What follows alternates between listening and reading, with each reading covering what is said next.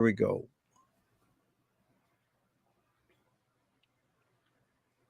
Hello, Global Theater. My name is Gerry Fialka. Today is July 2, 2025. I want to thank Rob Grant and his amazing podcast. I'm probably wrong about everything. Please subscribe. Also want to thank Jez Graham for introducing me to today's guest, Gerry Lambert. Where are you calling from, Gerry?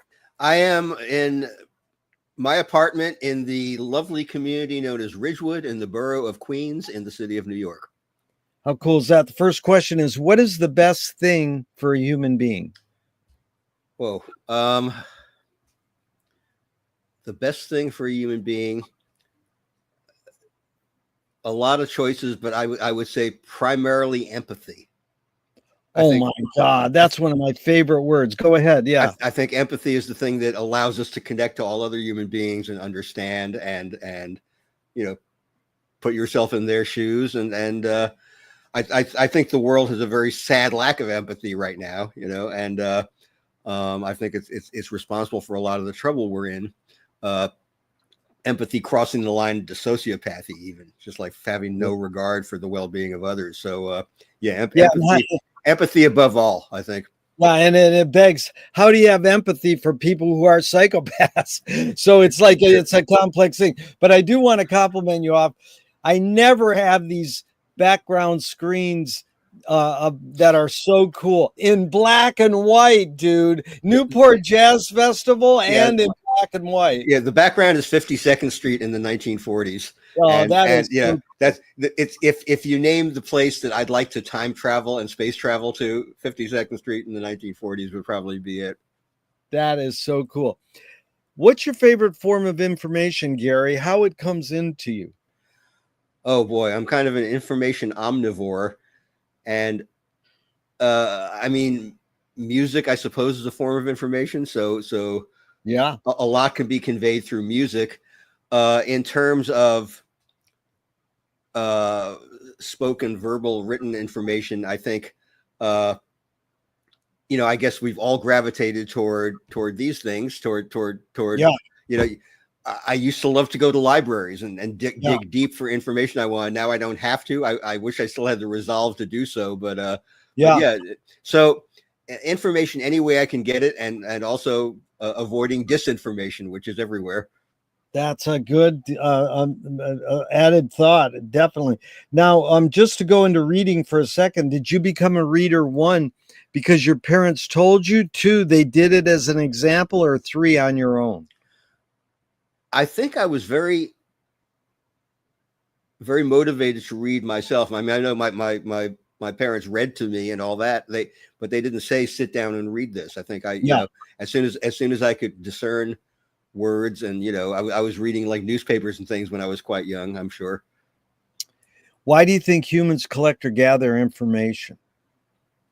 Oh man, I think it's innate. It's in all animals. Curiosity. I mean, a dog sniffing a tree is gathering information. It's something very instinctive and primal. Do thoughts create emotions? Yeah, absolutely. Yeah. Fill in the blank, Gerry. I don't know what I think until I. Maybe until I get to the next thought. It contextualizes the thought I just had. You know what I mean? Like if you're watching a scene in a movie and it doesn't make sense to you, and then the next scene reveals what was meant in the scene before it. I think thought is that way too. And sometimes you might find that you have a very random, inconsequential thought, but you don't know that until the next thought comes up. Gerry, that's very unique. I've never had that, because McLuhan says, I don't know what I think until I say it. Joan Didion says, I don't know what I think until I write it. Uh-huh. And one of my favorites recently was a woman said, I don't know what I think until I rant about it for 30 minutes. I can relate to that very much so. I mean, sometimes a thought will reveal itself if I laugh or have laugh is a good one, until I laugh. Or have an emotional response to it. But thought is such a continuous process that I kind of like the idea of thought contextualizing thought. Oh, yeah, it's totally that. That's really good. So, can humans think without language? Oh, sure. Without spoken, verbal, written language, without formal language, absolutely. Yeah. I mean, well, of course, body language is language, so a lot gets communicated with the eyes and with just the set of your jaw or whatever. Um,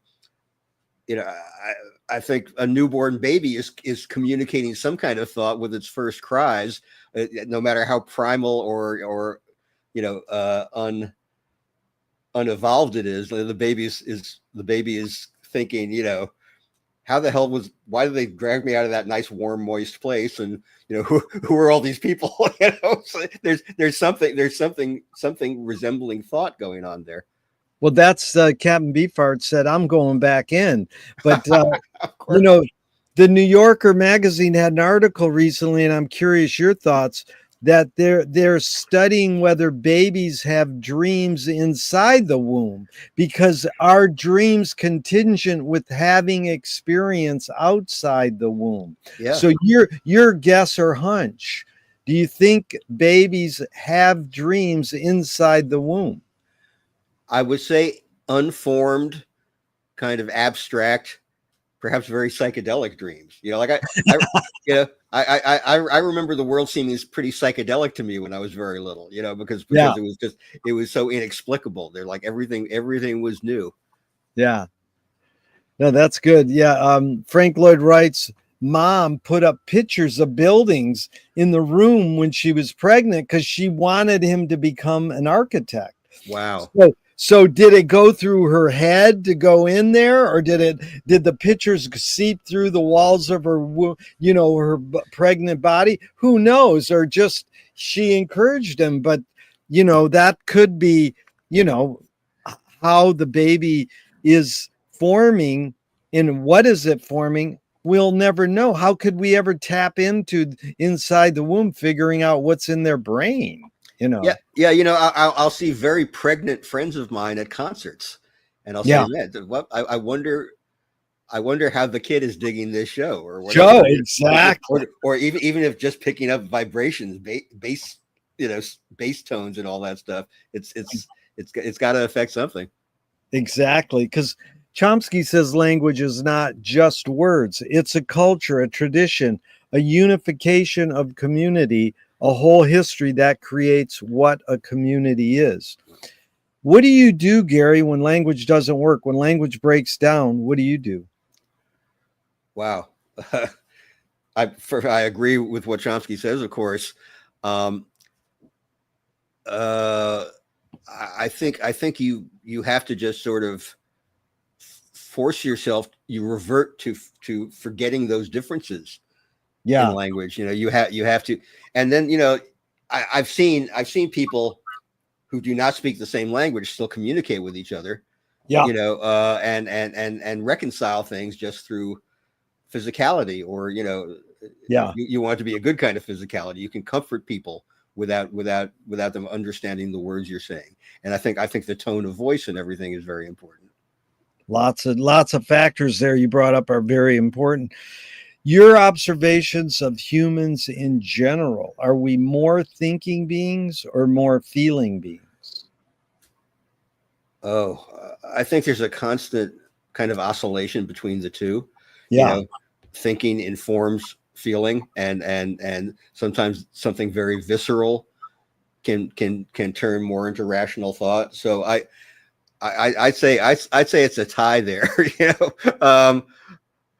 If I can quote, I just to go back to the previous question about Please. about language breaking. Uh, there's a quote I love, and I've tried to look it up and haven't found it. But I think I first saw it or heard it in an interview with Laurie Anderson, Yeah. and she says um, that, or she was maybe quoting someone else who said, the true genius of language is inflection. You know, the tone of voice, all of that is really crucial in conveying meaning. Yeah. Um, you know, I remember Lenny Bruce said, if you talk to a baby and you smile as the baby and say, "Hey, fuck you, asshole," you're a moron, but you're smiling and making like, cute baby faces, the baby will respond positively. And if you yell at the baby, I love you, you're really cute, the baby's going to be terrified, So inflection has a lot to do with it. And I think something has been lost because everyone's texting. Yeah. You lose a layer of effectiveness in communication because you're not getting that inflection, that tone of voice, that bit of wit or anger or whatever. You can't. It's hard to convey irony through text, for example. Dude, you're bringing up my heroes. Like, to go from Laurie Anderson to Lenny Bruce, man, that's the whole spectrum of my life there, so many ways. So I love it. And so, because Bridget Bardot says, when I make love, I don't think. And I'm like, good luck. How do you turn your brain off? Right. And people who meditate go, okay, now think about not thinking. Right. And there's a bumper sticker on a car by street. It goes, don't believe everything you think. And I'm like, well, it could be don't believe everything you feel. Right. Oh, absolutely. Because we're not in control of what pops in there, into the brain. Another great, Laurie Anderson has a song, which I think was derived from William S. Burroughs, which is language is a virus from outer space. Yeah. Which is a fantastic idea. And it ties into the idea that consciousness came to us. Yeah. Like, are you familiar with the great, ethnobotanist and philosopher and speaker, Terence McKenna? Of course, yeah. Yes. Well, McKenna had this riff that he thinks that human consciousness like came through space in like spores, which of course turned into mushrooms, and if you think about that, it seems as logical as anything else. Yeah, I would say it's very accurate. I love Terence McKenna. Yeah, and he's very important because he did a whole audio cassette tape on Marshall McLuhan and one on Finnegan's Wake, like my two main people. So I'm like, now, these are two questions from Alan Turing in the 50s. Okay. One, is thinking a function of the soul? Well, I think the soul, whatever it is a function of human consciousness. Yeah. And we convey our soul through like how the soul is formed is a really good question. Whether it's through environment or through whatever brain chemicals are coursing around in there. So I think it's kind of the other way around. I think it's the soul is a function of human consciousness, and then is affected as we evolve as people. And sometimes people have very stunted involvement. The people with some of the darkest souls are the people who are deprived of a healthy consciousness.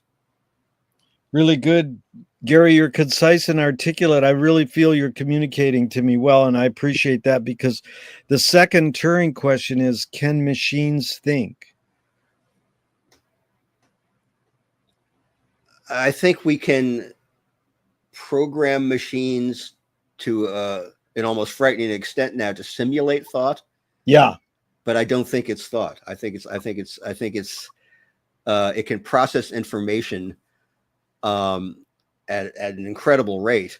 Yeah. But I personally don't think of it as thought. Do you more pursue happiness or more pursue meaning?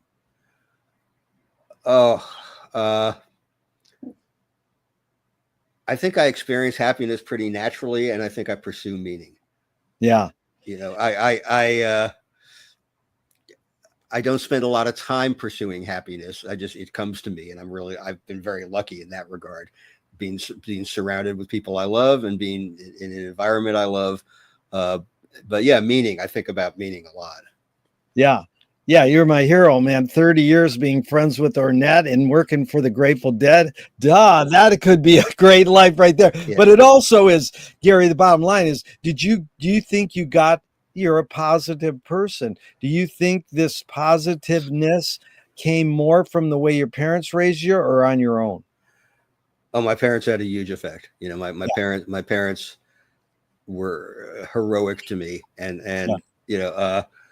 so. But they could also have their negative periods and their negative thoughts, and they endured a lot in life. So, and I don't want to convey that I'm happy all the time. I'm as prone Right, to, right. to depression and sadness and melancholy as anyone else, Yeah. but I try not to dwell on it. I think my parents, and maybe we'll talk a little. We could talk for a long time about them and what they went through, and they're the Holocaust survivors and all of that. But I think they may be more resistant to self-pity. Yeah. Because they were not self-pitying people, and they actually had a right to be, but they weren't. So I think they instilled a lot of that in me. I can really get down in the dumps, and I can feel sorry for myself, but I try not to wallow in self-pity. It's beautiful. And so I got that question from Viktor Frankl's book, Man's Search for Meaning. And he says, happiness doesn't tend to last, meaning tends to last. Would you agree with that or disagree? I think that's true. I mean, happiness can be very transitory depending on everything that's around you and everything that's affecting you. But the search for meaning certainly is ongoing. Yeah. Really cool, Gerry. This is the question you've already dove into, but I got to ask it. Does the brain more detect consciousness or create it? So is like consciousness there bubbling away and we're more so detecting it or more so creating it? I think, again, it's both. I think we are, our consciousness is informed by our environment and what we're receptive to. It depends on how open our antennae are, Yeah. and then we create it, and others perceive consciousness in us, and it enhances their consciousness. I think it's a constant collaboration between creating and detecting. What's faster, speed of light or speed of thought? Speed of light. Speed of light wins hands down. Now, yeah, I mean, I'm dazzled by this mechanism, this machine, how fast it can formulate thought, how fast it can transmute into speech, how fast it can go down your arm and onto your fingers and onto the fretboard of a guitar. It's mind blowing, but the speed of light is relentless. Yeah. It's constant, and it isn't mediated by neuroses. It isn't mediated by filters that we naturally have. So yeah, no matter how fast we can think, the speed of light is just there, and it's right on us. Wow. Audre Lorde, the poet, said you can't dismantle the master's house using the master's tools. Her colleague Yvonne Rainer said, oh, you can if you expose the tools. What new tool do you suggest? And it doesn't have to be tangible.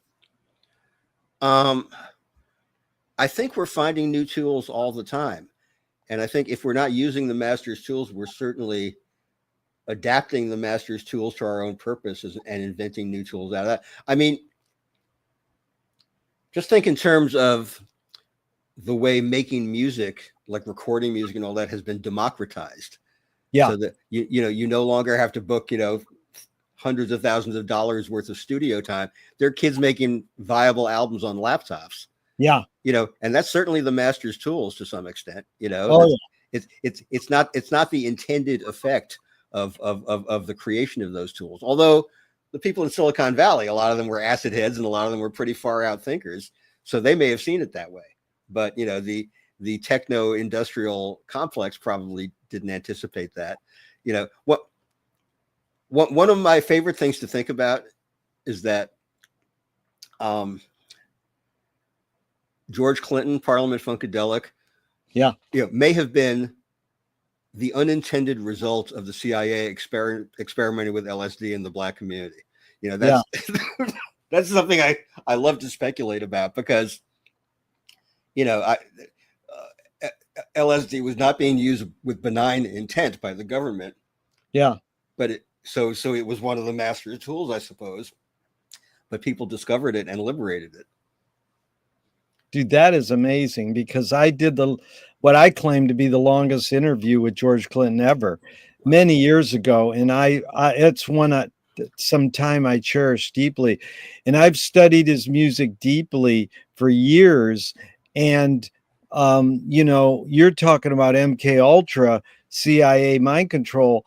A friend of ours at Harvard, or no, it's one of those colleges up in the Bay Area, that's Stanford, is doing a whole PhD on how the CIA, the main guy who invented MK Ultra, was studying Finnegan's Wake and got it got it from James Joyce. Perfect. And I mean, that sounds all kooky, far out, Yeah. kooky conspiracy. But George turned around something so important, because he really knew that it wasn't working for him to become a Motown act. So he says, well, I'll take LSD. And who knows who gave him that first hit? It could have been some CIA guy. And whoops, we might have given it to the wrong guy. I know. I can't say that for certain. It's purely speculative on my part. Oh, it's great. But I love thinking about it. And are you familiar with the artist Stu and the band The Negro Problem? Oh yeah. Well, Stu is one of my favorites, and he talks about the whole thing of like the invention of the freaky Negro, about and he's talking about Sly, and he's talking about P-Funk, and he's talking about Sly Stone, and how they kind of took what was happening in the psychedelic world and adapted it to the black world. That's called Afrofuturism, man. Exactly. Sun Ra, of course. Yeah, Sun Ra, but the thing about what you just said is, as much as the Sly book came out, the Sly movie came out, and then he died, he made music for 15 years. And then so what? In 15 years, he did a lot. It's just like Zappa.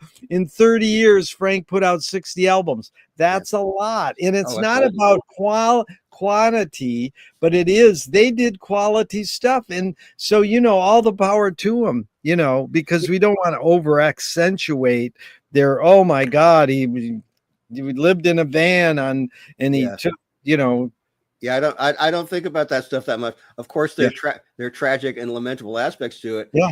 And the close proximity of Sly's death and Brian Wilson's death really struck me, because they were both guys who were, sort of vanished from the scene in their prime. Yeah. Brian kind of had a second act where he went back and he finished Smile and all that. Sly didn't, but still, whatever they did and whatever time was allotted to them to be in the forefront is extraordinary. Yeah, electric spanking of war babies. George Clinton and Sly Stone is so fucking heavy. Yeah. and it's like George brags, I smoked crack with Sly for 20 years on the movie. And I love it, because it's not like, oh, that's so horrible. It's like, that's not so bad. So what? You had fun and you party.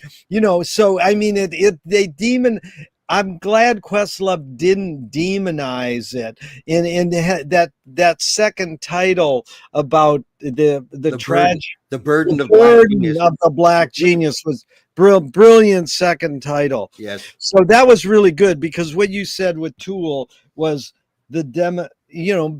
making things more available, democracy. Yeah. That's and that's all my friends who shoot their feature films on cell phones now. Come on, man. Yeah, anybody can do it now. So you don't need a huge budget. But Gerry, after asking the Tool question for so long, someone said, what about a toy? So the next question is in that same regard. What toy do you gravitate towards, or what toy do you like? Oh man. Well, this is both a toy and a tool. Yeah. This is both the master's toy, and it's a source of amusement. And I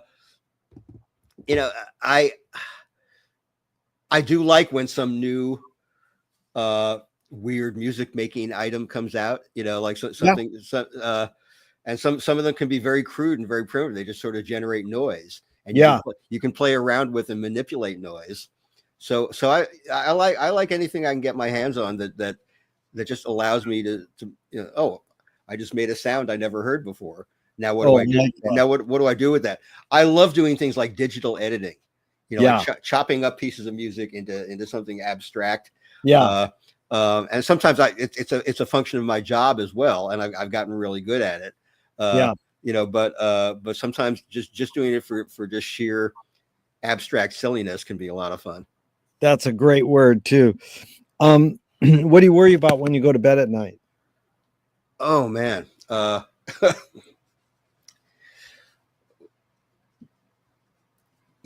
don't have a specific set of worries.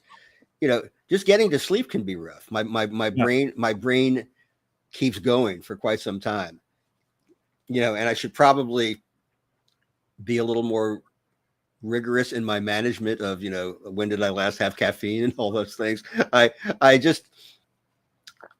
tend to think too much. Getting a full good night's sleep is a challenge, and then as you get older, there's the issue of your bladder and all those things too. So there's just a practical physical thing, but I don't have specific things that haunt me when I go to sleep, but that's good. But getting to sleep with the brain in overdrive can be challenging. Yeah. The 2P jokes I love are, the guy goes to the doctor. He says, I'm having trouble peeing. He says, how old are you? And he says, 80 years old. He says, you peed enough. Yeah. Billy Wilder told that joke. Oh, really? Oh my God. Thanks for telling me that. Billy Wilder got some kind of, I don't think it was the AFI Lifetime Achievement Award, but he got some big award. Right. And people made speeches on his behalf and just praised, and they showed clips from his films and all of that. And then they called him up to the dais to make his speech. And that joke was the entirety of his speech. Oh my God. You are sourcing my main lines. Billy Wilder's one of my major, and he just says, a man goes to the doctor. He says, I can't pee anymore. The doctor says, how old? He says, I'm 96. You peed enough. And then he walks off. He says, thank you very much and good night. Oh, I like that. Age 96 is more specific, but it is amazing when I talk to people and they give me back the lines I've said for 40 years, because the other one is, at our age, when we're peeing, we have to pee while we're peeing. I know that one too. That's a great one. And then oh, you will love this one because the guy lived in Venice. What's his name? Orson Bean. Oh yeah. He goes, guy goes to the doctor, and the doctor says, well, I need a feces sample, a urine sample, and a sperm sample. And Orson goes, take my pants. I love it. Doctor, take my pants. Okay. So McLuhan learned from a poet that artists, musicians, are antennas of the race. They're broadcasting and detecting the hidden psychic effects of our inventions, so we might learn to cope with what we don't like about our inventions. Yeah. So, Gerry, I asked you the question Marshall probed his whole career. Why do we ignore the hidden psychic effects of our inventions, even though the artists are broadcasting them to us? God, it's hard to know why. I think people are just maybe somewhat numbed to processing information in a complex way. It's there's so much of it that they don't think about thinking. It's and some people just consign music to the background. Yeah. So it isn't as central to everybody's life in a way, which is okay. It's okay that music is just there as a soothing surrounding presence, there in the elevator. But for a lot of us, like, more intense listening and more seeking of knowledge in what you're absorbing is part of the joy of it. It's like the Dead becoming, an excuse for kids to go drink beer. And it's like, wait a minute, this is too cool of a ritual. But I do have to ask you, did you see the Dead at the Sphere? I did. Multiple times. All right. We could talk about that for hours. But did you hear that the Deadheads have figured out how to sneak in through a casino and get into? Yeah. They're the more larcenous Deadheads are very resourceful. They figure out ways. They always have. Okay, so do artists have moral obligation? All humans do, you Yeah, know. Artists, I think, absolutely have them. The extent to which they exercise them is an individual choice. I utterly respect the artists who express moral obligation in their art, and yeah, and try to instill that in their listener or viewer, or yeah, whoever who's observing their paintings, or who is reading their books. yeah. Absolutely. Are you more afraid of new ideas or more afraid of old ideas? Huh. I don't think fear enters into it. I think Yeah, maybe skepticism yeah, is a good thing to have. Like new ideas can be the latest thing, yeah, the flavor of the month.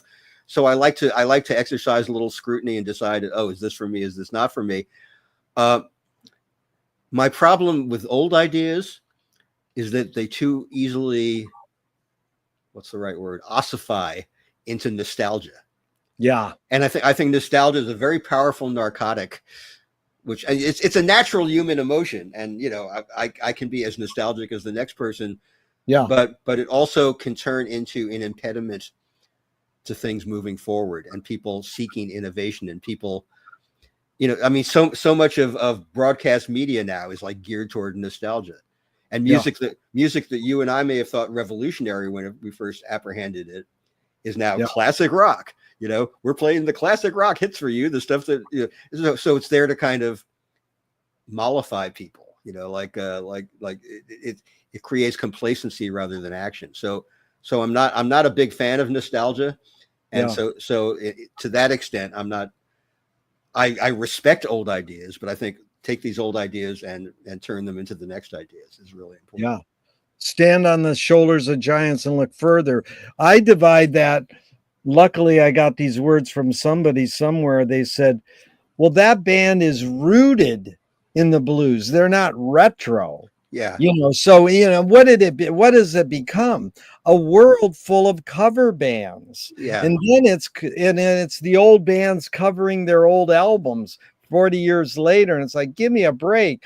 And even the best jazz club in LA, Catalina's, where all the hardcore great, like Village Vanguard ish kind of in New York, they have like a Sly Stone cover band playing there. Well, I like Sly, but that's not really for a jazz club, is it? But you know what I mean. It's yeah, just like they have comedy and stuff. It's like, well, what happened? There's no more jazz, yeah, yeah, and it's not. When I see people, I mean, there are people who take existing material and make it their own, Yeah, and make you rethink it. yeah, But most of the really literal minded cover bands out there are not doing that. yeah, So if they're covering Sly, or there's a band that's usually popular in San Francisco called Tainted Love, and they do all like 80s synth pop stuff, and they yeah, sell out these huge places, yeah, but and people dress up like the 80s, yeah, and it's like it's this weird costume party kind of thing. And even if you liked that music in the 80s, you know, you shouldn't try to convince yourself that you're experiencing that moment again, yeah, because you're not. And yeah, that's the thing about there are hundreds of Grateful Dead cover bands out there, and yeah, it's a joy to play that repertoire, and it's a joy to hear that repertoire. But I also, the ones where this guy is the Gerry in the band, and this guy is the Bob in the band, yeah, and it's such replication, and you can't replicate the moment in which that music happened. yeah. They're very able in producing those guitar Yeah, tones and all of that stuff, but for me, there are people who take Grateful Dead music and reinterpret it, and yeah, kind of mutate it into something of the moment, and I like that a lot more. yeah. A Grateful Drag. That band Oh, is so fucking I cool. I I Yeah. I I got to see them for the first time last fall. I've interviewed them on the radio. I completely They are. Hook I me up because I want to interview them too. But I'm curious. What you just said reminds me of: is Fish just a dead clone, and then Goose is just a Fish clone? No, I don't think that. I mean, I think they establish their own identities. I'm not utterly enraptured with what they do, but I think they serve a younger audience. Yeah. That is kind of essential to what they do. Yeah. Yeah. I mean, I have not been that blown away by many bands in what's called the jam band scene, which is pretty amorphous and really kind of hard to define. But and I'm not going to get in trouble with my friends by just nitpicking what I don't love about Fish or whatever. But well, I understand. I just was curious because I'm curious. I interviewed Colonel Bruce Hampton twice, and he's sort of like the godhead of jam bands. And what an amazing character to flop over dead in the middle of your last concert. That is what a way to go. I love the Colonel, and our friend Jazz played with him, and I got to hang with him a few times, and it was an extraordinary guy. So beautiful. So what can you conjure up your earliest memory ever, or one of them? Wow. There are a few. I had this very vivid sense of the wallpaper in the house we lived in from the time I was born to the time I was 4. And it was the wallpaper, I think, was in the living room, and it went up the stairs to the hallway. And it was, I know concentric circles are a thing. I guess you can call concentric squares a thing too, where it's like squares within squares, and different shades of like green and gray and black. Yeah. And I just remember them, like I would like stare at them when I was young. Yeah. And they had kind of a 3-dimensionality to them. It was like that illusion of and so, one of my earliest psychedelic experiences. So I was looking at that wallpaper.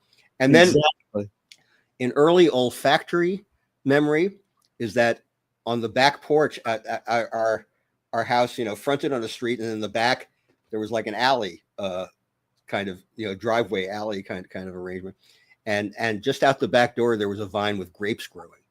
Oh wow! So the scent of grapes is very evocative of my childhood, and then and one of my very earliest media memories, is my parents sitting in the living room and watching the Army McCarthy hearings, if you can believe that. Wow. And I had no idea what was going on there, but I was about 4. So when that was going down, 3 or 4. But I just remember the adults sitting in the room and looking very serious, while these guys who were sitting at tables were like yelling at each other or asking questions, And so I didn't even realize till later that it had been the Army McCarthy hearings, but that's what it was. Gerry, you're really articulate and knowledgeable in expressing yourself, because usually when I say earliest memory, that it is a sight oriented. Yeah. But you did a sight, a smell, and a visual, a more interactive, like television. Yeah. Because it's the room and them watching the TV. It's not you staring at the TV with them. So is memory more a curse or more a blessing? Oh boy, it can be both. I think more a blessing. Yeah. It's the extent to which it's a curse is the extent to which you let it curse you, which you let it haunt you. Yeah. But you can also build like negative memory into positive things. But having a memory is a blessing. It evokes so much. It can take you to a very specific place in your life, and that can be happy or unhappy, but I'm glad it's there. Really glad too. Tell me someone within your immediate family who had an impact on you, and what specifically was that impact? Okay, first and foremost, my parents. Extraordinary, brave, kind, courageous people, who endured one of the greatest horrors the world ever knew.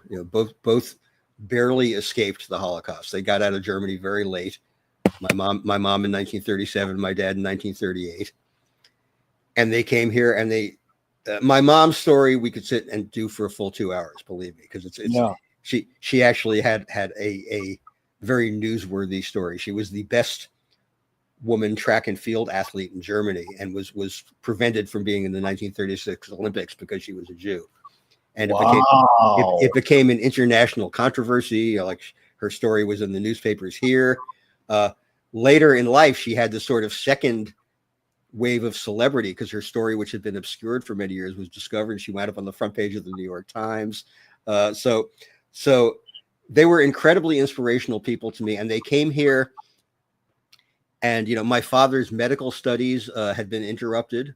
He had not been allowed to finish medical school in Germany. He went to Switzerland to finish his studies, and then came here. My father lost his parents and much of his family in the Holocaust.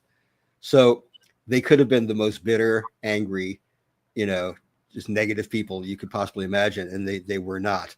They built these lives of beauty and compassion and made the same kind of life for their children. And they also instilled a sense of social justice in me. Nice. Which I think, they didn't lecture me about this stuff. They just did that by example. And my mother, excuse me, getting over a bit of a cold. My mother had a special kind of contempt for her fellow Jews who were prejudiced toward Black people or other oppressed people. Like, she'd hear her neighbors would be complaining about the Black people moving into the neighborhood, and she would go off on them.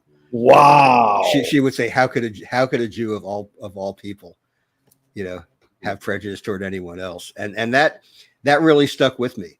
That I was so proud of them. And when Black kids started integrating my school, my parents were among the first to invite them over to our house, and all of that.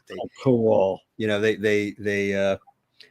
They led by example in that way. So incredible inspiration to me. And just as I said, despite all the bitterness they could have harbored, and I'm sure some of it was in there, they lived very positive lives. My father, finished his medical studies. He became a beloved physician in this very community. Like I didn't grow up in this neighborhood, but I gravitated back to it when I was looking for a new place to live, because it's where my dad worked about a block and a half from here. His office was his office was like a 2-minute walk from where we are right now. So I spent a lot of time, in this neighborhood when I was a kid.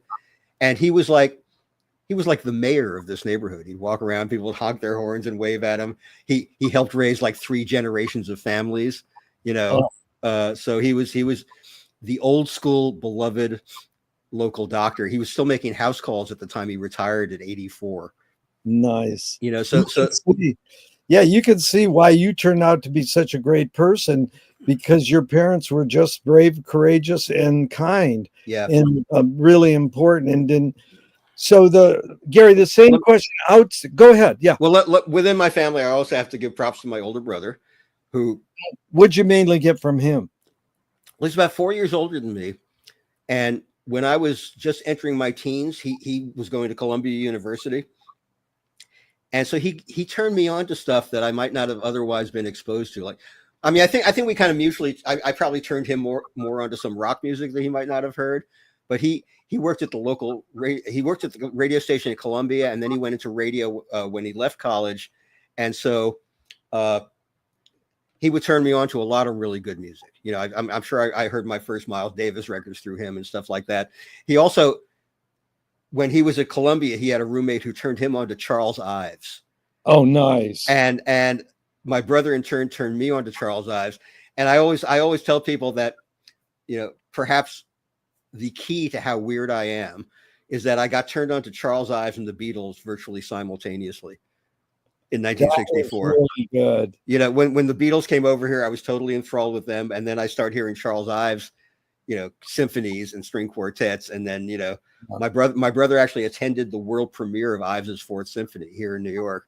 And I got the record of that when it first came out. So he turned me on to a lot of stuff. And I think we've continuously done this. We're still very close, and we're always like hipping each other to cool stuff. When he worked in radio, his first job was at a great station in Harlem called WLIB, which was one of the major first Black-owned stations in the country. And he worked different. He was an engineer. He wasn't an on-air personality. He worked different shifts.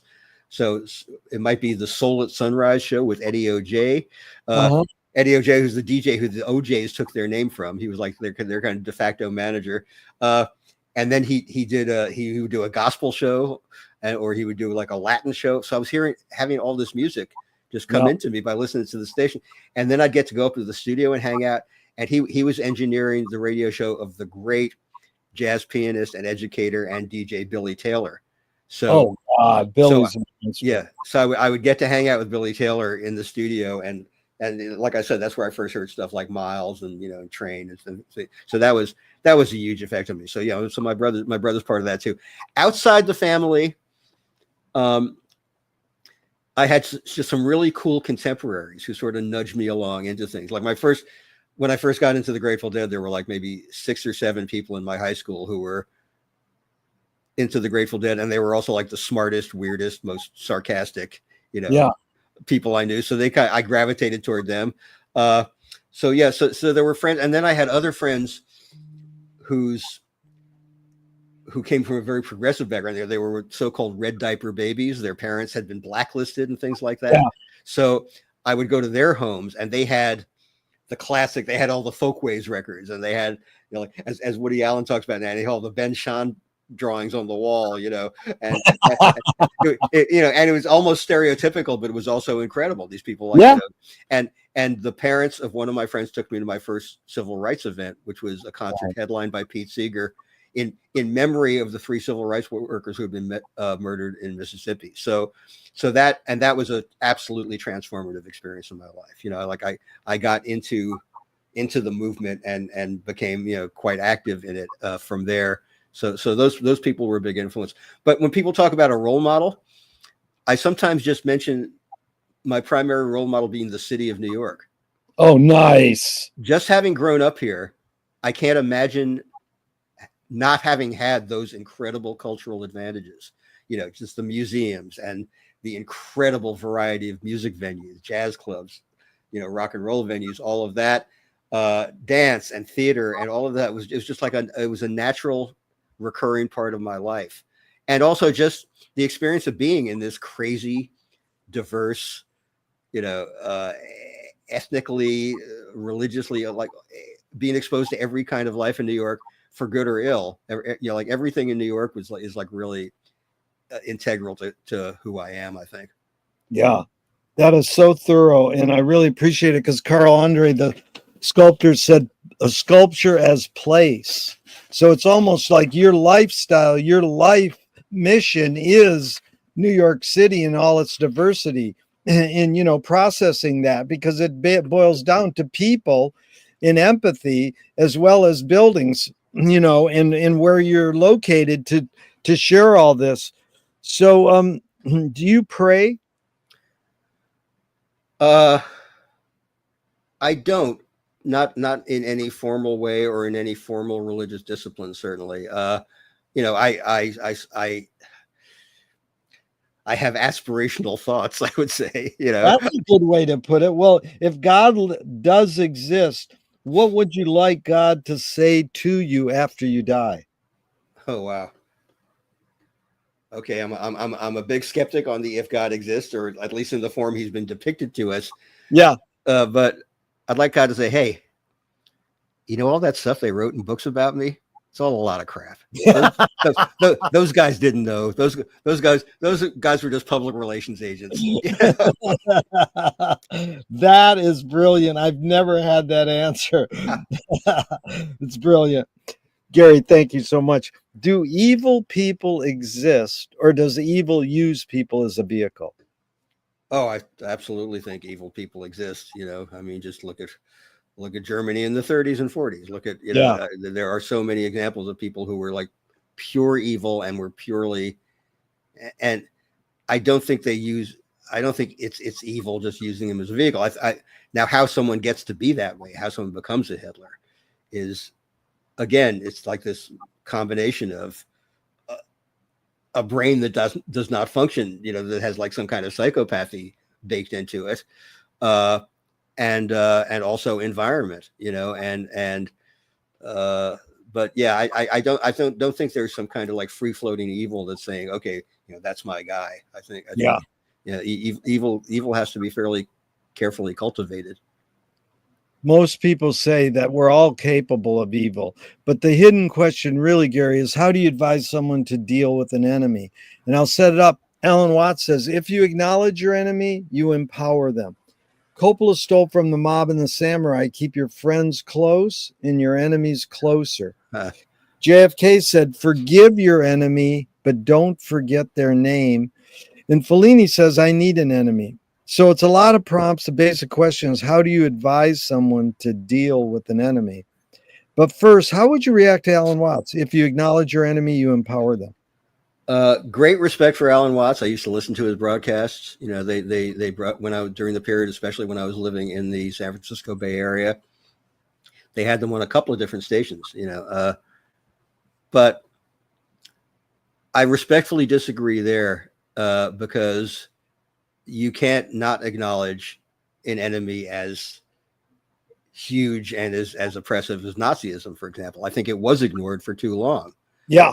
You know, for some people out of, you know, like a sense of, oh, it'll just pass. It'll go away. It'll go away quickly. It's just the thing of the moment in Germany, and others out of a very cold-blooded expediency. Oh, this is good for business. You know, I mean, a lot of people in America said, look the other way as things were getting horrible in Germany. So yeah, I think refusing to acknowledge the enemy, refusing to acknowledge empowers more than acknowledging. But say your friend's being bullied and they go, what should I do? How would you advise them? Oh boy. I would say stand by your friend, be an ally to your friend, you know, surround your friend with other friends. Yeah. You know, outnumber the bullies. You know, there was actually a thing that came up recently about creepy guys groping women at concerts and things like that. Yeah. And the women kind of banded together. Yeah. And they started a little, you know, just community of people who were looking out for each other. And then there were men who became allies to that. And they were, they would just stand with the women at the concerts and say, this ain't going to play. And they changed the situation through strength in numbers, allyship, that kind of thing. Finding commonality in a cause. That's beautiful, because Nassim Taleb said games were created to give non-heroes the illusion of winning. In real life, we don't know who wins or loses, but we can tell who a hero is. Yeah. Gregory Bateson says, if the criminal gets caught, does he go, whoa, my criminal skills weren't up to snuff that day? Or does he go, no, I did something morally and socially wrong? So again, it's a lot of prompts. You can go wherever you want, but the basic question is, does punishment work? Right. I think it depends on the nature and the intent of punishment. Yeah. You know, it's there is both corrective punishment and there is just purely oppressive punishment. Yeah. I love that distinction, because it's like, does rehabilitation help? And we want to think we can rehabilitate people who have lost their way, you know. Right. And you know, I think if anything, we find that the more humane forms of policing and all of that do work better, you know. Yeah. And there's a very strong force that's trying to keep that notion down, and militarizing the police and militarizing the prisons and all of that. And I think we know that doesn't work. Yeah. James Joyce was the first projectionist in Dublin 100 years ago. He basically checked out. He said, this is stupid. Why should I go inside a building and see a movie of a tree when I can go outside and see a real tree? Years later, Faulkner said, sometimes the best fiction is more true than journalism. Why do we have to recreate things in order to get them? Why do we have to go to a theatrical play of people acting out life? Why don't we just live life? I don't think it's an either or. Well, let me go back and have the temerity to contradict James Joyce. I think they are different experiences. I think, yeah. I mean, it occurs to me, if he was the first projectionist in Dublin, it may have been at a time when film was a very static form. Yeah. where people would literally go into a theater and sit and just look at a film of a tree. Yeah. But filmmaking had not acquired nuance and storytelling, narrative, capabilities. It's kind of like Rene Magritte's famous painting of the pipe. Nice. It's what's the name of it? It's called The Treachery of Images. And yeah. And underneath it says "Ceci n'est pas un pipe," which means this is not a pipe, it's a picture of a pipe.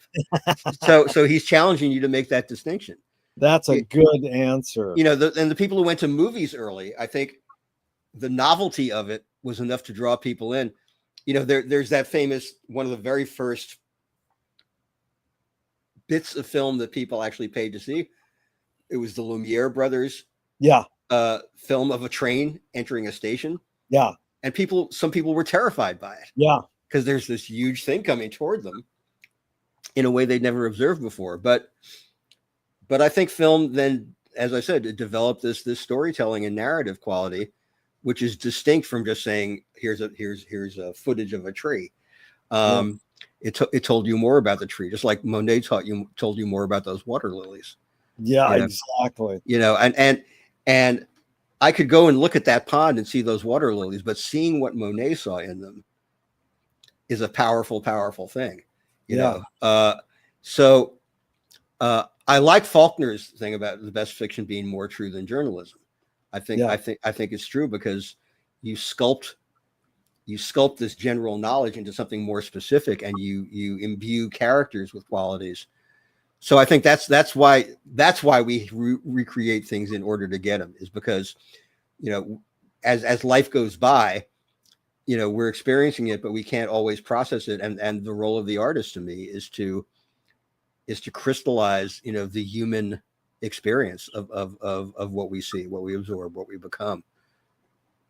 Yeah. Talking about what we become, you really are a great supporter of the arts, a musician, and, having these lifelong relationships with these major people, especially in my life, like Ornette and the Dead, and so many more. Henry Kaiser, it's endless. Jess.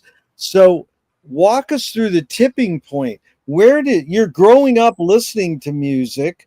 Where did you go? Oh, I can do that. I want to do that. And then where's your tipping point to shift your career from being a musician and a player to being, how would you describe yourself? As an organizer, as a curator, as a friend of mine once described me as a music activist, and I like that. Oh, that is good. So as a music player and a music activist, where's your tipping points? That's what I want to do. Okay. Well, growing up, it was not instilled in me that music was something that I could do.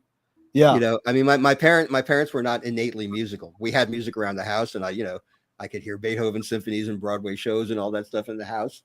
And they loved music, but they did not say, okay, sit down, play the piano, all of that. I took some guitar lessons when I was a kid. They didn't really take. I took clarinet in elementary school, and it was kind of made to feel as dull as all the other subjects I didn't like. Yeah. It was tedious. So it just, I think I got this mindset without really being conscious of it, that there are participants and there are spectators. Yeah. But then as I started going to the Fillmore East, and I started going to hear more live music, it kind of got into me that, maybe I should try this. And I got a cheap guitar and I learned some chords, and I found out I was pretty adept at it. I was a pretty quick study. So I started playing more. And then a few years later, I had a couple of friends. I lived briefly outside of New York. I lived in Western Massachusetts for a while, and then I would go see these friends of mine who lived in the Boston area, and they were putting together a band. And although I didn't lose a vote in a garage like Frank Zappa's nominal bass player, they asked me if I wanted to play bass with them. Yeah. Because they were two very good guitarists, and I was a learning but still mediocre guitarist. So I went out and bought it turns out the price was a steal, a $250 pre-CBS Fender Precision bass. Nice. and started learning, and we had this little band, and so that's how it started. It was, oh, and this is great. This is really, you know, I was already very big into the Grateful Dead at this point, and my friends actually had an acquaintance with Phil Lesh from the Dead. He would come into Boston, and he would go into this little metaphysical bookstore they worked in, and they said, "Hey, Phil, we've got a friend, and he's a guitar player. He's an okay guitar player, but we think that he thinks like a bass player." Yeah. Which at the time I didn't know whether to take as a compliment or an insult, but I think it was ultimately a compliment. And so they said, "Phil, should we invite this guy to play bass in our band?" And Phil said, "That's exactly how it happened to me." Oh, that's right. You know, so amazing. So I really owe it to Phil Lesh that my friends were emboldened to ask me to play bass with them. So yeah, we had a band, and it didn't go anywhere. But I got to do some session work, which is really fun. But like we recorded like a soundtrack for some short films and things like that. You know, not a very big deal. Yeah. But it got me on my way. It got me on my path. And then, I had to come to a conclusion about whether I wanted to continue on the East Coast or move to California. I was pretty enthralled with a lot of things that were happening in California. And I said, okay, I'm going to move to California and make my way as a musician. Yeah. How do I do that? I have no idea, but I'll just, you know, I'll find my kindred spirits. And you know, and I was getting pretty good at the instrument, at the bass, and with guitar as a fallback. So I moved to the Bay Area in the fall of 1974, and I pretty quickly got into a little country rock band that was fun, but obviously had no real career prospects. You know, we were playing really tiny little dives. And then I had a series of just going from band to band. And, you know, I started realizing that my egalitarian ideal of being in a band was running up against the reality of being in a band. Yeah. Where there are little power struggles, and there's some guy who thinks he's the leader, but he's not really qualified to be the leader, either by dint of talent or temperament, you know? Yeah. So a bunch of bands that I was in were frustrating experiences.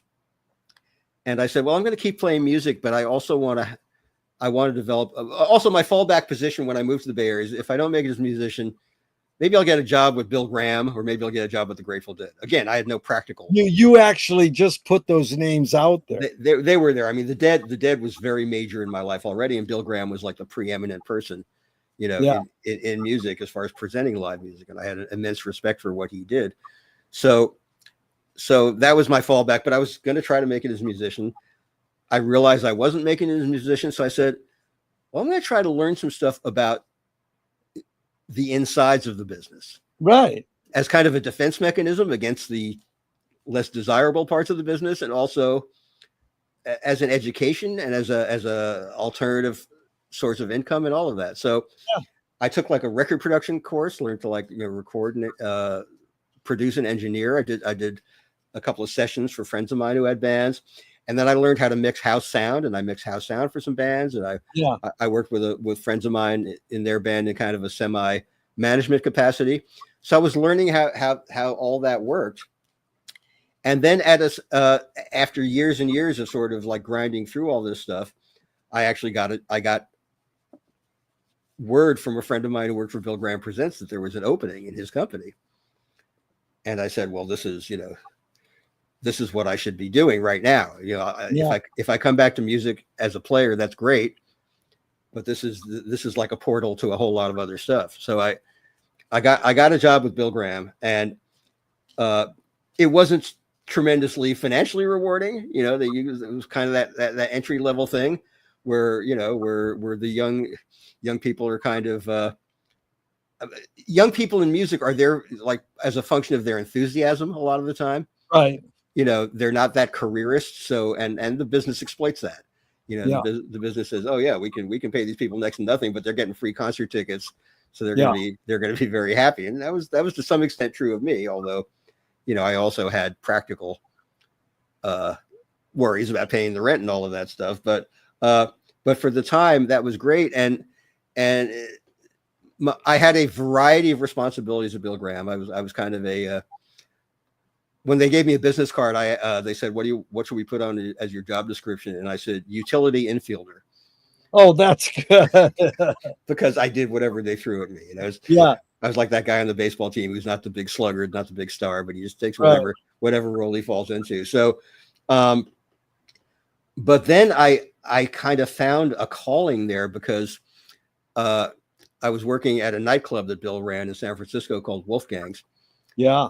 and I got recruited into this little unit, like really a 3-person unit, essentially, of people who promoted all the stuff that wasn't conventional rock music. So we were promoting all of the reggae shows, all Yeah. the African music shows, all the jazz, all the blues, all the R&B, you know, Cajun, uh, just every world music, every conceivable kind of music that was not the standard rock stuff. They had other people for that. Yeah. And so we developed, well, the 3-person unit concentrated on the reggae and African shows. We had a great legendary DJ named Doug Wendt, who was the premier Oh, yeah. the premier reggae DJ in San Francisco, and he was like our partner in promoting those shows. And then the other guy, the guy I was primarily working with, who was actually booked the shows, was an extraordinary guy who I may have to turn you on to talk to him. A guy named Harry Duncan, who had incredible experience from the time he was in college in music. He was involved early on in the Ann Arbor Blues and Jazz Festival with John Sinclair. I was attending those. I was there in Ann Arbor. Yeah. And he managed, get this, at one time or another, he managed the Meters. He managed the great Chicago blues pianist Sonnyland Slim. Yeah. And he managed Captain Beefheart and the Magic Band. Oh my God! During Beefheart's San Francisco period, the Shiny Beast Bat Chain Puller era. Yeah. And I'll tell you, Harry has Beefheart stories, and he has Sonnyland Slim stories, and all of that. So he's just a year older than me, but he was like we are to this day. Yeah, he's among my best friends. We talk on the phone several times a week, and he became a real mentor because he really he knew how parts of the business operated that I didn't know. But we would promote these shows that seemed to have very little commercial promise and make successes of them. You know, we would fill these clubs with people, you know, and like one night it might be the Art Ensemble of Chicago. A couple of nights later, it might be Lee Dorsey. Or you wrote that in your bio. I couldn't believe, because you were reading back to me all my heroes. Art Ensemble is huge in my life. The Meters and Lee Dorsey, and it was just amazing how many key names you named, and I was like, yes. Yeah. But well, I owe those connections to Harry Duncan entirely. Yeah. Like he was my portal to knowing those people and becoming friends with a lot of them. The great Doug Somm, Sir Douglas, became a very good friend. And you know, it's really, I don't have time to recount them all here, but and meeting Ornette was like a major thing, because I'd first heard Ornette play when I was 21. Yeah. At his own space, Artist House in New York during the Loft Jazz era. Yeah. And it was such a profoundly mind-blowing experience.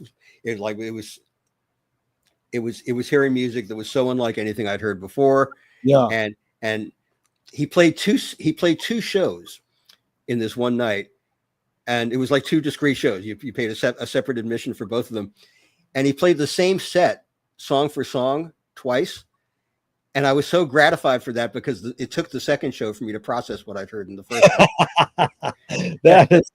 that thing about, you know, you don't know what you think until the next thought. Well, that was really.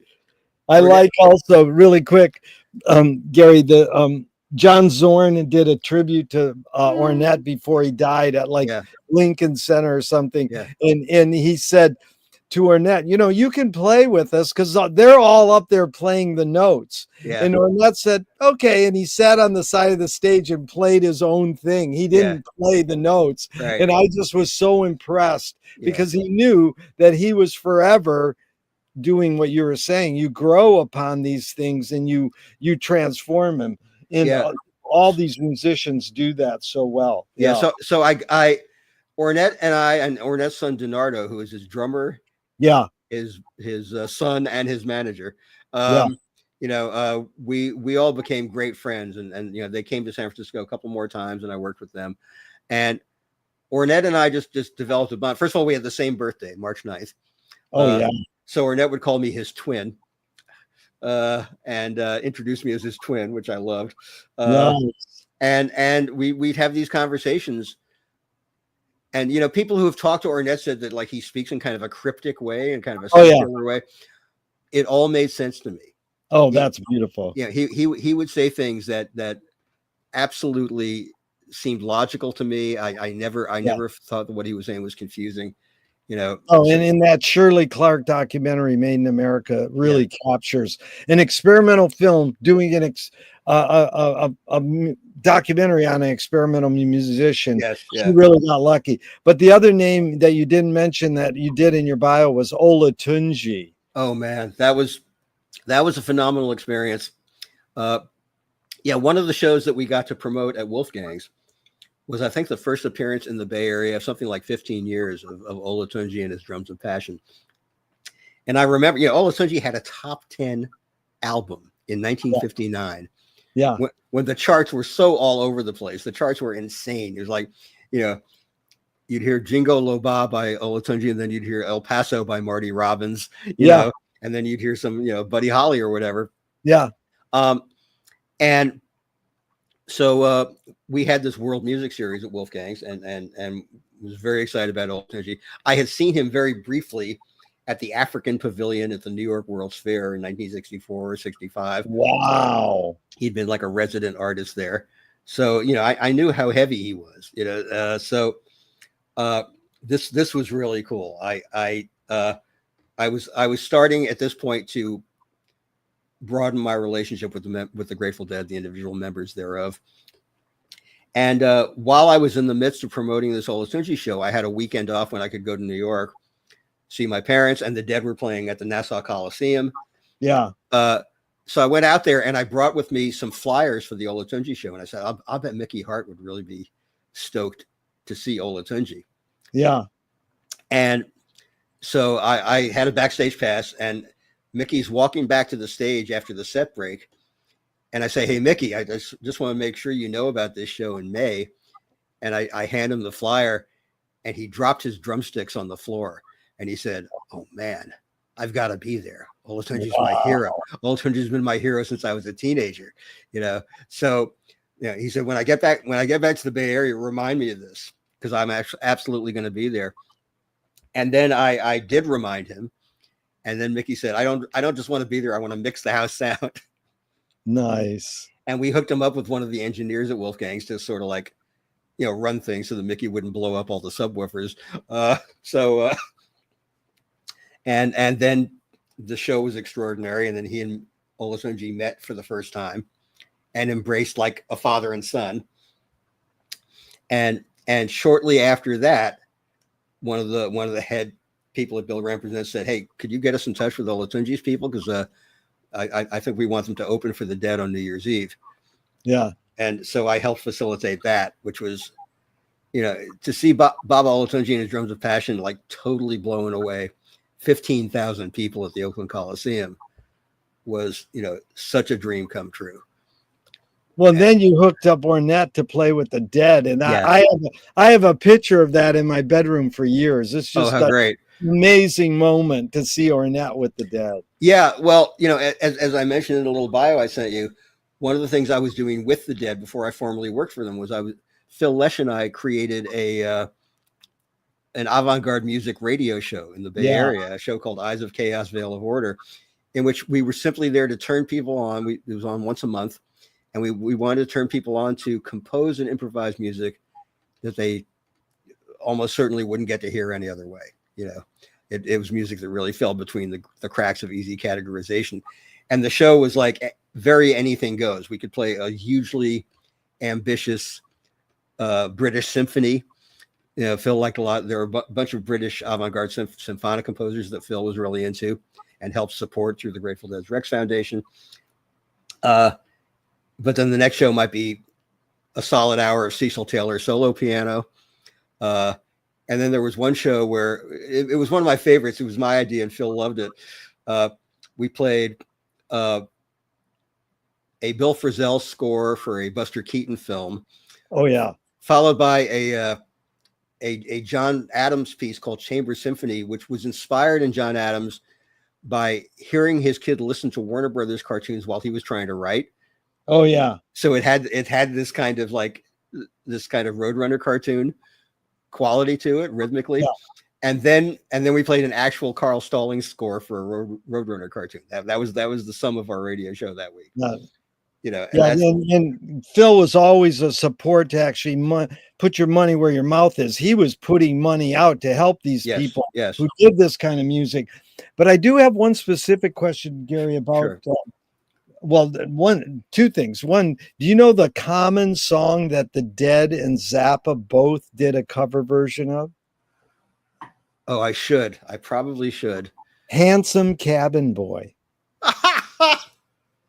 Isn't that cool? And that's the only clubs at the Ash Grove that Frank would go see. You know, the club in LA that spawned every LA rock star was sea shanties. Yeah. That's the only ones that Frank would see. So for them to do that, because I saw Jerry Garcia band open for Frank Zappa once in Chicago. It was amazing. Because but the question I wanted specifically about Phil was, he is declared, and Frank Zappa's declared, their favorite book was More Than Human by Theodore Sturgeon. Yeah. Do you know why Phil loved the book or anything about it? Because I've never read it, and I've never had anyone tell me what was the main emphasis of the book that would attract these two major music people.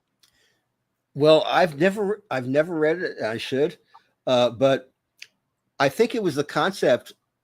It was where the Grateful Dead got the concept of the group mind, of them being a single organism with a shared mind.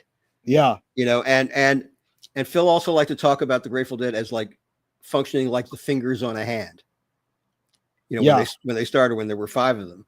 Yeah. That you know, they were functioning like the fingers on a hand. I think some of that came from Sturgeon. I don't know the specifics. Yeah, that's beautiful.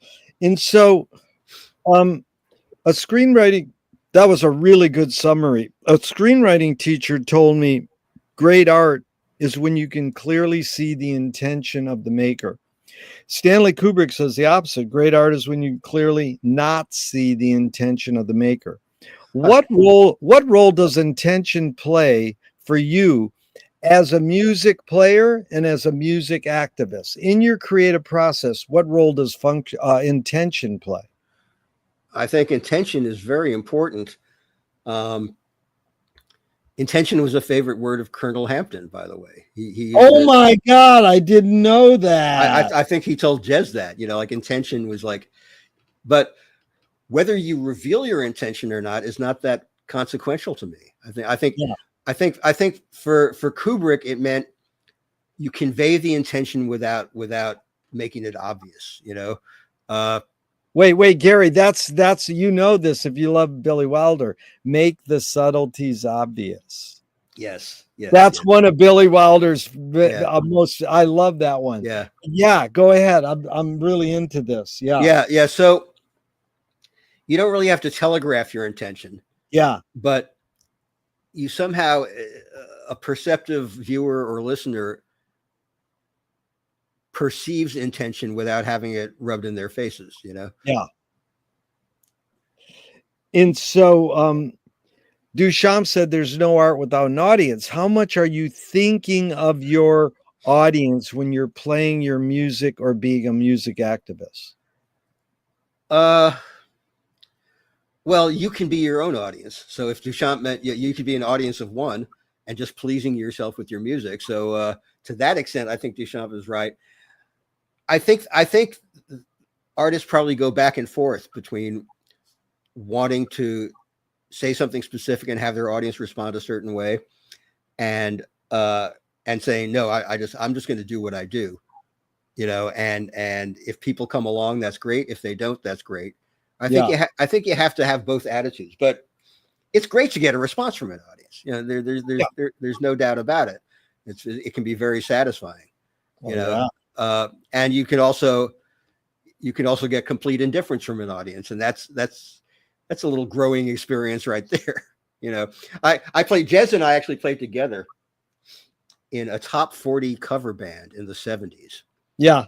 And we played some really, really grim places, like lounges in strip malls in San Bruno, California. It's almost the kind of places you would expect Zappa to satirize. Yeah. But we managed to make it fun. And for one thing, the top 40 in the late 70s was pretty cool and diverse. Yeah. So we'd be playing we'd go from playing like Low Down by Boz Scaggs. Yeah. To playing like a song by the Pointer Sisters, to playing Hotel California, to playing, play that funky music, White Boy, whatever. So as a bass player, it was really stretching to me because I was like learning these bass lines in different genres. So despite the gig being really dire and the audiences being just like, drunks who didn't care about us in the slightest, and we're not there for us, we're there for like just to score or to, it kind of liberated us to do. And Jez and I, of course, we were like this little subversive duo within the band. So we'd be in a funk groove on something like Love Hangover by Diana Ross, and we'd throw in a little quote from Pygmy Twilight, or something from like what was it too? Black Market by Weather Report. Nice. Like I was really enamored of Jacko at that time in particular. So we managed to put our own stamp on it, even though we were not that enthralled with the gig itself. We managed to make it fun. You made it fun. That's beautiful because you really evoked. When I saw Jerry Garcia Band open for Frank in Chicago, mm-hmm. It was an amazing revelation because I know kind of being a deadhead before they called them deadheads, right, in Ann Arbor, Michigan. We were going to Watkins Glen and traveling all over, that the deadheads on the East Coast kind of liked Frank, but deadheads on the West Coast were kind of snooty and they didn't like Frank. Right. So it's an unfair generalization, but it was sort of true. And so here I am in the middle of the country, and after Jerry did his set, the deadheads would be listening. It was probably maybe a little more percentage deadheads at this show in Chicago. They're listening to Frank. In the middle of his guitar solo, they would start to clap. I said, Zappa heads don't clap in the middle of guitar solos. I said, this is amazing because I like the guitar solos and we should be able to clap. Right. It's interesting when audiences of different stripes and different temperaments like sort of clash like that. Right. And of course, I think the deadheads, especially in the Bay Area, may have been hypersensitive to the fact that Frank really liked to make fun of hippies and deadheads. Oh God, yeah. The tighten my headband line. I was going to say that is the greatest line. Right. But in essence, when Overnight Sensation came out and we were deadheads, we heard those guitar solos and you could take 3 seconds ago, this sounds like Jerry. Yeah. Basically, Frank and Jerry both came out of blues. Yeah. Frank came out of urban blues. Jerry came out of country blues, and they were psychedelic rock guitarists who turned it up loud. And they were really crossovering in some phrasing that was very like almost Ravi Shankar with the electric guitar. I agree. And then, you had the commonality of Phil and Frank being, like dedicated avant-gardists, being into Perez and all that kind of thing. Exactly. So and that's what made both Frank and the Dead singular, is that their influences were not like straight rock and roll, straight blues, straight country, whatever. They absorbed, their antennae were like absorbing signals from everywhere, and they put it into their music. And they were determined to turn their audiences on to music outside their realm of experience, totally. like Frank advocating for Perez and Phil advocating for all these obscure composers. to me, that's one of the things I'm proudest of about having been involved with those guys, is that they were, as you said, put your money where your mouth is, in terms of, No, Frank would tell us the other one is Conlon and Carroll. As soon as Frank said his name, we went out and got his records and went, what the fuck is this? And Laurie Anderson and all these other people were saying, hey, Conlon and Carroll's important. Right. Well, my friend Henry Kaiser is also a huge Conlon and Carroll fan. Oh, God, Henry's turned me on to so many people. Yeah. He said one of the things I love about Henry is his famous guitar player magazine where he recommends who you should listen to. He put Ali Akbar Khan. Well, the guy's not a guitarist, and I was talking to a specialist yesterday. You might know him, Warren Senders, amazing a musician, and he studied with Ali Akbar Khan. And I says that helped my guitar playing so much to think I'm not going to just be like the British blues guys who take Black American blues guys and turn them up loud and do the same fucking riffs. Right. No, you find, I mean, that's the great thing of fusing these like disparate musical elements. You create a third thing that never existed before,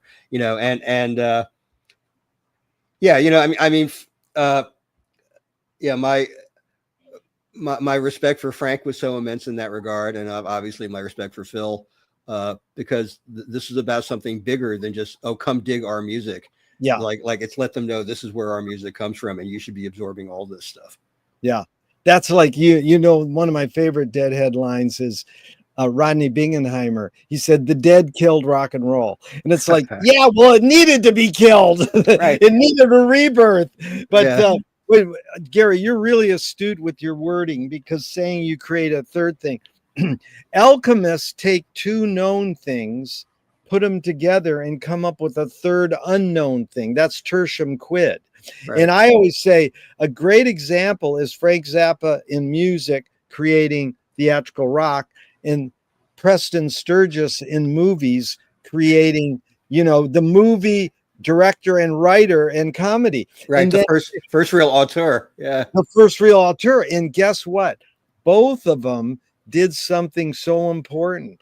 They created, maybe they didn't know they were creating a third new thing. They were just being creative, but they created a third known, unknown thing. And then they satirized their own new invention. Yeah. And they made fun of it. Yeah. And I mean, I'm so happy to hear you mention Sturges, because he's one of my absolute heroes and one of the great unsung heroes, one of the people who's most, I wouldn't say neglected, but it's a very specialized taste to love Preston Sturges, because he had this brief run of absolute unmitigated genius in the 40s, one comic masterpiece after another, and then he declined very quickly and he got in trouble with the studios and all of that. But he's kind of like Sly Stone in that regard. But man, Sturges and comedy is a whole other aspect of my life that is massively important.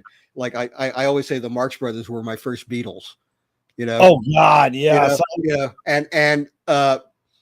So that tradition of comedy, and Sturges was so great because he was kind of like the dark side of Frank Capra's American Dream. Oh God, that's a great way to put it. Like Capra, it was like the stick-to-itiveness, and Sturges was like, well, all these people are suckers and idiots, but we still love them. Yeah, but they asked Frank once, are you the Marx Brothers of rock? And he says, no, we're more like the Three Stooges of rock. I really want to plan a part 2, Gerry, because we're already at our 90-minute point. Wow.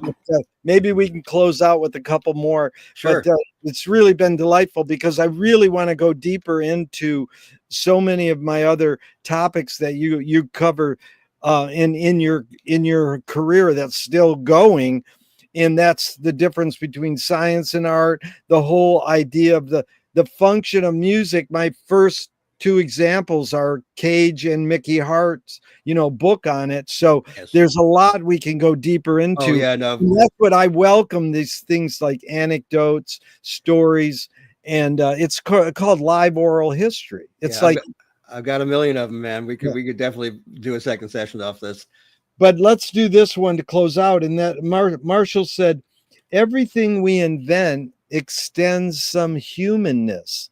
Like the knife and fork extends our teeth. Shutter in a camera or projector extends our eyelid. And maybe religion or philosophy extends consciousness, like non-tangible. What does the guitar extend for you? What humanness? I think the thing that drew me to the guitar, and interestingly, in my last few years of high school, and as I was approaching college, I thought filmmaking was going to be my medium. Really? Wow. You know, I mean, I did a few little things with an 8mm camera, but I loved film, and I was an avid. I would get books on film, you know, the art and craft of film. The Hitchcock Truffaut interviews are like, you know, a Bible to me. That kind of thing. I was massively into Fritz Lang, and I bought for my 18th birthday, I bought myself an 8mm print of Metropolis, and oh God, how cool is that? Watched it like hundreds of times.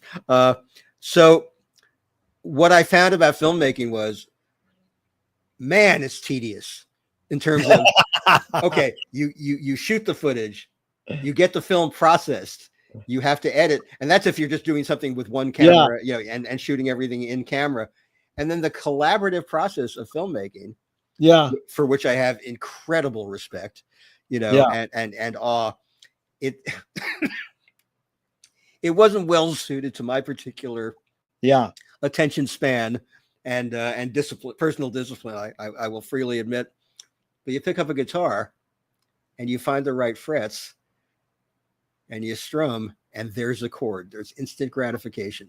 You know, so I could express myself on the guitar even when I had virtually no technique whatsoever, and I'm still not that great on technique. And I'm not that great on music theory or all the things, but I have an intuitive sense of how to convey what I'm thinking. You know, from my brain down my arm to my fingers to that fretboard. You know, that's remarkably satisfying. Yeah, that's beautiful. Because just to go back to film for a second, when I ask filmmakers, what does film extend? They'll go eye, memory, various things. But McLuhan had a cute one. He says film extends your foot because you're traveling. You know, so I mean, this idea of extending humanness came from Walt Whitman. But I think the other major thing in your life has been the live concert. Not the recording is fine. We grew up with recording, but the ritual of the live concert being with the Fillmore and Bill Graham and doing the Wolfgang. What does the live concert extend? What humanness? Oh, the visceral thing of experiencing live music communally. Is unparalleled, you know. And even the fact that you can now like live stream concerts from home. Which is great because you can't be everywhere. I can't go to that show, so I'll live stream it. That's great. Great to see. There's nothing like being in a crowd of people, feeling something together. And you know, Bill Graham was so into that. Bill Graham was so into getting an audience off. Bill told me that his favorite moment, you know, when all the work had been put into the show, you know, and this is, excuse me. This is the thing. Most people show up at a concert and there's the stage and there's the PA and there are the lights and there are all the security people. And most people don't put much thought into what it took to get there. That these incredibly hardworking people like hauled the stuff from one venue to another in trucks. And, you know, I've seen everything from load in to load out at shows. And it's an amazing, arduous process for each and every show. But Bill said, the moment for him, no matter how much work had been put into it, no matter how much arguing there'd been with the booking agents over the cost, no matter how many logistical hoops had to be jumped through, Bill said the moment the house lights go down and you hear that rush from the crowd, that roar of, he said, that's it for me. That's the moment. He said, I can relax now. It's in the hands of the band and their sound people and all that. And that remains a pretty sacred moment to me, you know.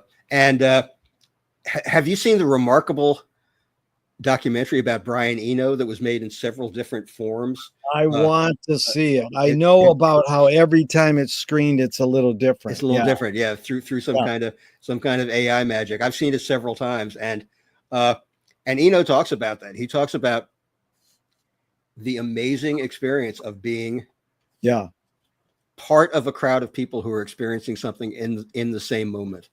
Yeah. It is extraordinarily powerful and extraordinarily resonant for him, and it remains that way for me. Yeah. That's actually, I just got a new Eno quote that I'm trying to find if I can in a second here. It's in his book. Oh, it looks like I'm not going to find it, but anyways, I'll bring it up in part two. But Yeah. it's about the beauty of music is that you play music, you don't work it. You Right. had to work to put on those concerts, but Right. when they get up there and play, Walter Pater nailed it. He said all art aspires to the condition of music, poetry, architecture, literature, everything wishes it could be as cool as music. Oh, that's interesting to me because, again, I think there is kind of interdependency between the arts. I Oh mean, yeah. obviously, yeah, music is the coolest. I mean, I'm prejudiced, but yeah, but I also am aware that there are musicians who wish they could convey what Monet was conveying with those water lilies. Oh You yeah. know, Oh yeah. and musicians whose there's music that is so incredibly informed. A lot of free jazz that was informed by abstract expressionism or cubism or all these other forces in art and culture. So they've all informed each other in amazing ways. Did you ever see? There was a BBC series, and then there was a companion book called "The Shock of the New." Oh, of course, it's huge in my Robert Hughes.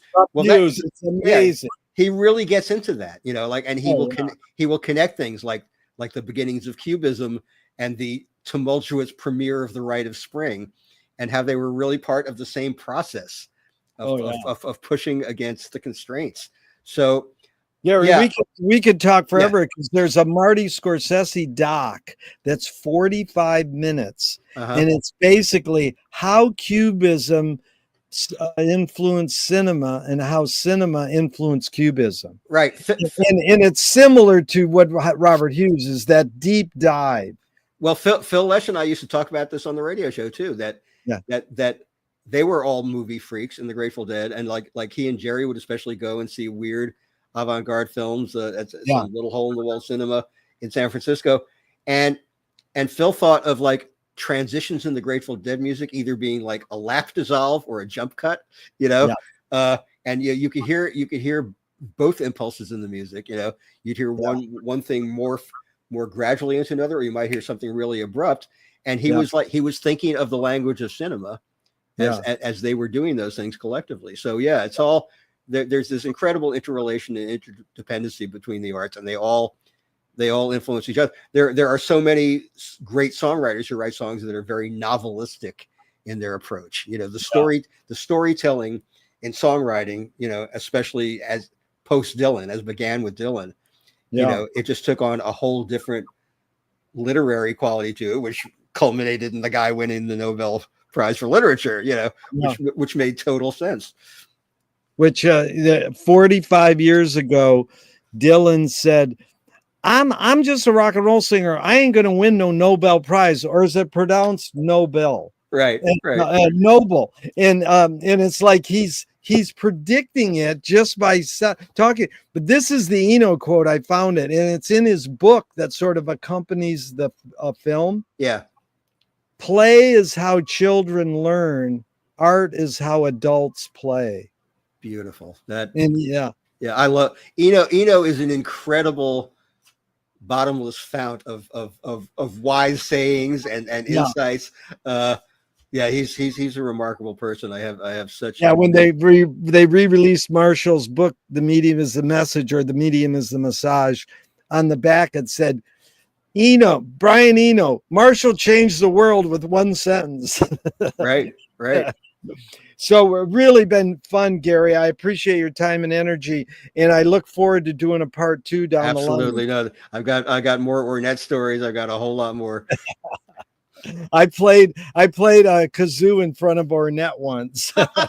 You know, his famous lick. And I do want to thank you for having Newport Jazz Festival t-shirt on. Right. Established 1954. Yeah, I was Yes. born in 53, so that's There you go.